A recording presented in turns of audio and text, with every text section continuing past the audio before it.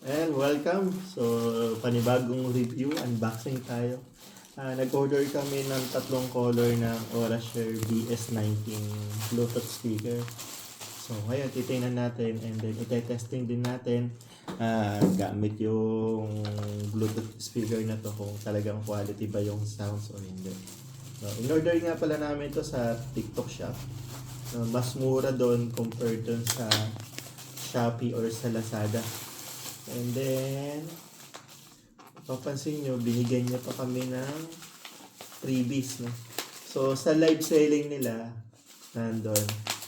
And then, sabihin nyo lang na yung order na yun ng marami. And then, mayroon silang freebies na earphone. Ito, nakita ko na siya. So, ayan yung freebies niya. Yan. Yung previous niya, actually, nasa mura lang din naman sa shop nila. Pero Aurashare din siya. So, Aurashare din yung earphone niya. So, ito, nasa worth 600 plus yung kanyang price. Pero, may discount yata ako doon nagkakamali ng mga 20 pesos or something like that. So, ito yung kanyang box. So, itong kulay na to, it's mint green. Siguro green. So, buksan na natin yung iba bago natin sabay-sabayan. So, perfect to for exchange gift ngayon. No, unisex. Ito, wala na tong previous. So, yung isa lang yung meron.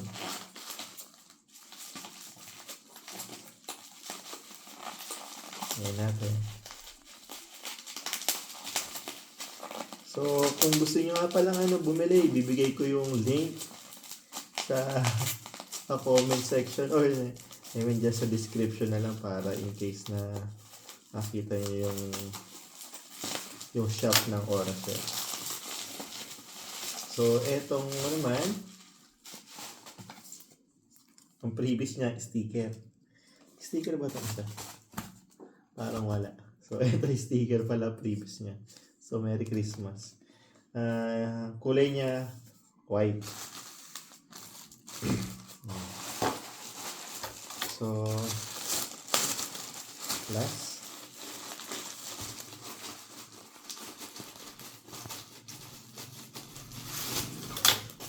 So, yung isa, regalo ko, yung isa, akin na lang.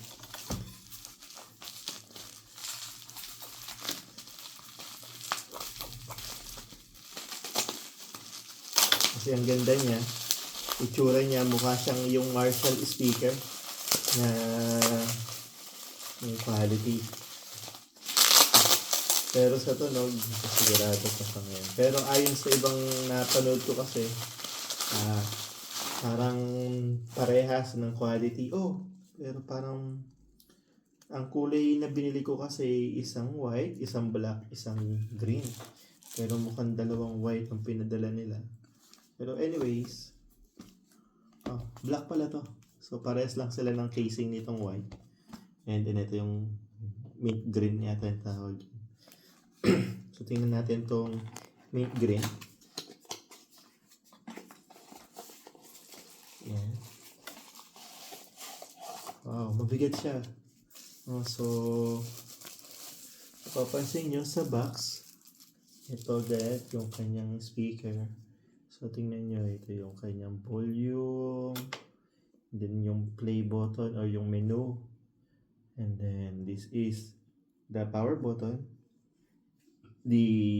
also the mode yata ayon dito sa nakita ko sa review, gayon din sa manual nila. So, may manual na kasama. At the same time, sa loob ng box, nandito rin yung kanyang cable. Ayan. Yung cable niya Type-C with USB yung pinaka at meron ding jack na 3.5. So yan yung nasa loob. So and then dito sa likod, mapapansin nyo, alam ko dito yun, yan. So nandito yung kanyang mga saksakan. Yan. So siya. Okay, tingnan natin din yung ibang kulay. Pero, ang ganda nitong kulay na to. Gusto ko. Pero sabi ko, mas maganda raw yata yung puti. Tingnan natin. So, this color is color white. So, para siyang dirty white. Ayan. So, ito nga pala, no, bakal to. Kapag gusto nyong isabit, pwede na agad. Mabigat siya, guys. At ito yung color black.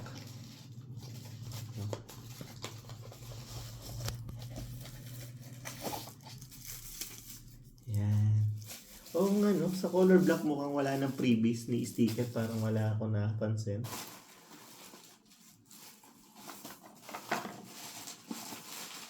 Wala nga. Pero by the way, ayan yung tatlong kulay na binili namin. Panggigip namin. Pero yung isa, di ko alam na. Hihingin ko pa sa asawa ko kung sakali man na magustuhan ko yung tunog. O hindi.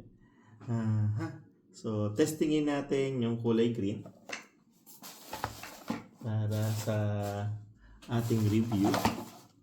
So, saan? Yan. So, ito yung may kulay ngayon. Then, we'll do yung Bluetooth natin.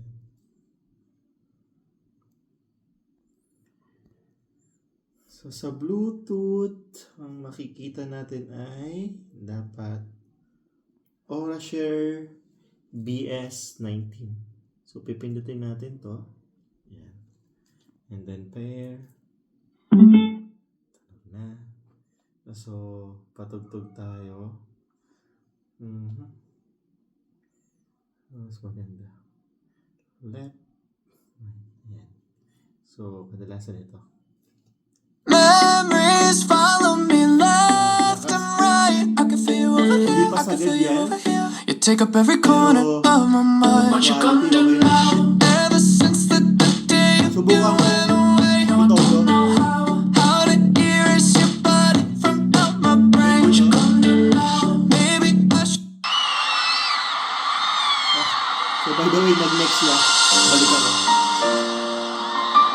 So, pagkalapin lang natin matagal to, mag-next. Maybe I should just focus on me instead. Think about Hold you. Sa ganun. hold up in your bed. Oh no, oh no, oh no, oh no. Lakas niya, guys. You're going round in circles, got you stuck up in my head. Yeah, memories follow me left and right. I can feel you over here, I can feel you over here. You take up every corner of my mind. Your love stays with me day. And then, alam ko meron siyang radio din. So, pagka pinindot natin tong power button na to, magbabago siya ng mode. Ito siya.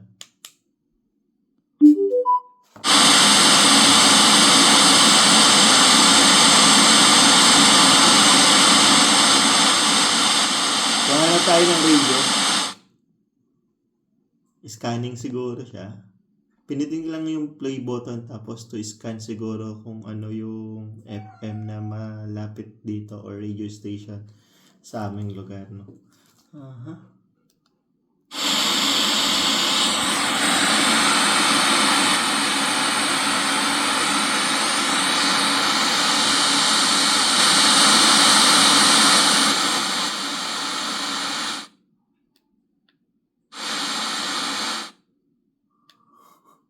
Mukhang walang masagap.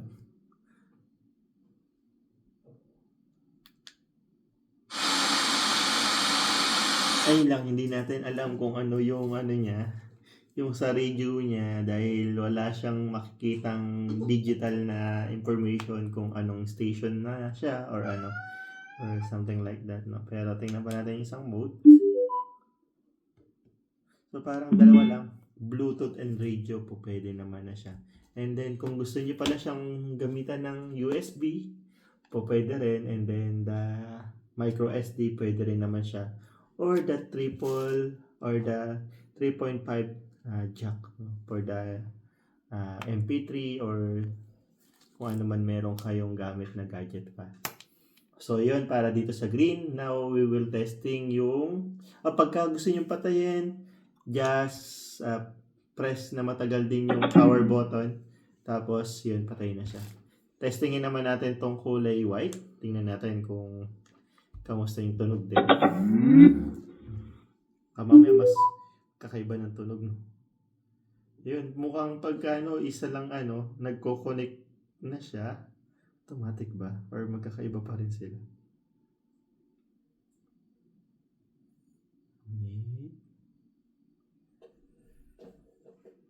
Parang nakakonect siya.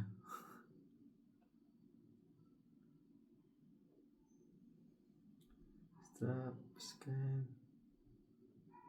Ayan, so iba-iba siya. Kahit isa lang para siya VS19. So, testing ulit naman tayo ng ibang tugtog or sounds. Sound check.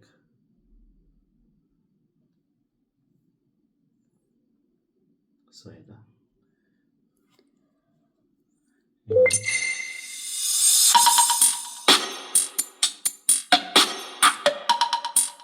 Ganda, guys. No, buong-buo yung kanyang sounds. I-try kong hindi pa siya nakasagad. I-try kong sagad yung volume, ha. Ayan.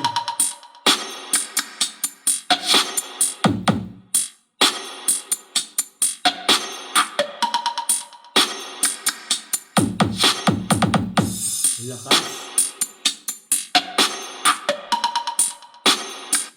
Well, kita niyo naman, no? Ang lakas ng kanyang sound. So, ganda ng quality. So, try naman natin yung black. Lahat itatry natin. Baka mamaya hindi tumutunog eh. Parang mahina itong black. Compare dito sa dalawa. Yan, tingnan natin. Baka mahina lang yung volume niya. Waiting ulit tayo for scanning nung black na. Pero sa looks mas maganda tong puti para sa akin. Pero mas trip ko yung kulay ng mint green.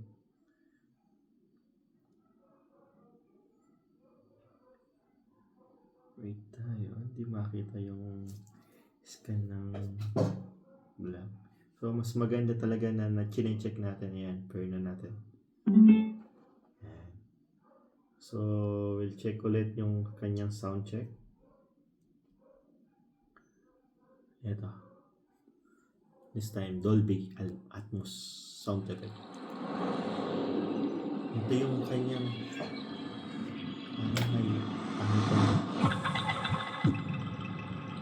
ito, subukan ko tong high bass na to. Medyo baka hindi sasagad ko yung volume, guys, ha.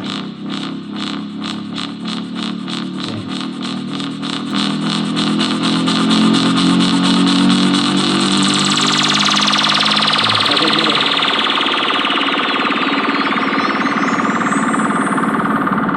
Tingnan natin yung nabugbog. Warning. This is a total blackout. Please stand by. Okay. Testing subwoofer. Kick test. Wow! Dinig nyo? Small details, ang ganda, no? Oh! Actually, nagbabibrate siya. Konti. Yogesh Shejulkar. Balance check. Left channel. The sound should now be at the left speaker.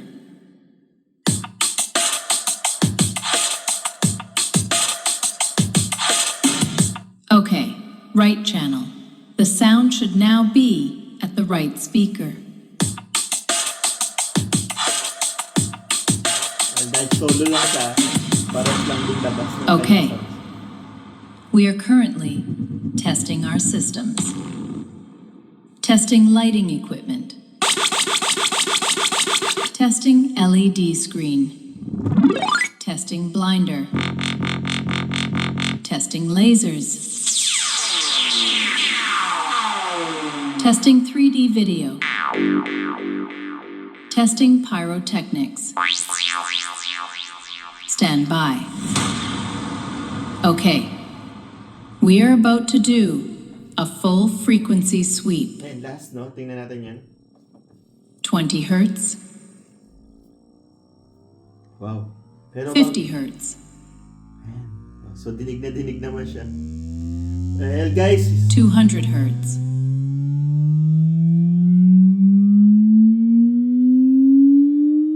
440 hertz, masakit na sa taing.